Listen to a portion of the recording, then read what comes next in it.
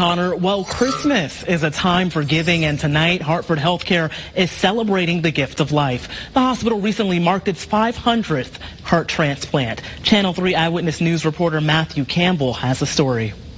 I want to show you how tough it is to get a heart transplant. Doctors tell us, on average, there are millions of people right here in the U.S. who have severe heart failure. Now, the majority of them, they can be treated through medication, but there are still hundreds of thousands who need more than medication. And right now, there's around 8,000 to 9,000 people who are on the waiting list for a heart transplant, but only roughly 4,000 on average are performed each year. The man you're about to meet is one of the lucky few.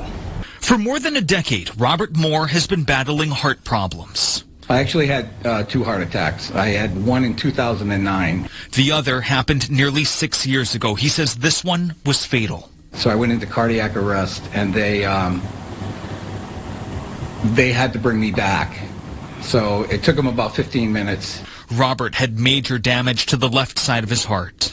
And some hearts will start to grow again.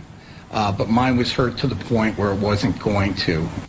Doctors warned Robert his heart problems were about as serious as they could get. We ended up with a lot more medications. My cardiologist had indicated that you may be looking at transplant. So he got on the national list, which is stressful. You're always on call, waiting for the moment a match is found. A donor has to be someone that's very compatible to yourself. Size, weight, size of heart. Sometimes a match is never found. Robert went back home fully knowing his heart could fail before he got a new one. Life went on knowing that, you know, my heart was either going to get a new heart or expire.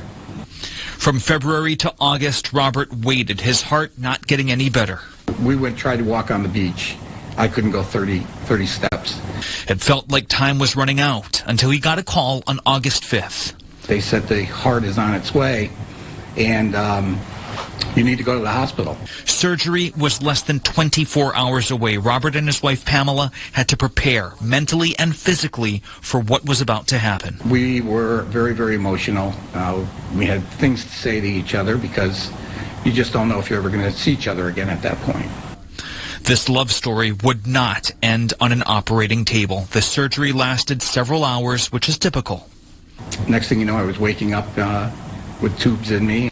Pamela was right there by his side. I felt better, and to be alive at that point was really just an amazing thing. My wife told me that when we saw each other, that was the happiest moment after the transplant, and she said I was talking to her through my eyes.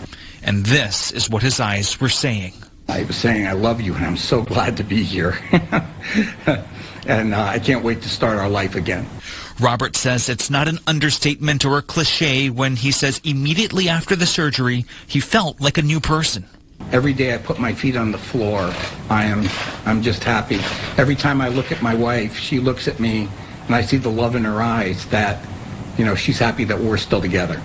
His surgeon, Dr. Ayyaz Ali, says the recovery has been spectacular. He looked like $1 million. I saw him. He was in his room walking around. And the great thing about Bob, he's such a positive person. Just 4 months after the transplant, Robert still has to do cardiac rehab, but he and Pamela are able to do the things which just earlier this year were too strenuous. She'll say, you want to go for a walk? I say, oh, yeah. And we're out the door, and there's no pain. As for the donor, he is anonymous, but Robert is trying to seek his family out to give thanks. Thanks that he has another Christmas and likely many more ahead of him. Saving somebody's life is just a wonderful thing to be able to do. It made me so grateful. I'm humbler. I'm excited about life every day. And if you can do it, do it.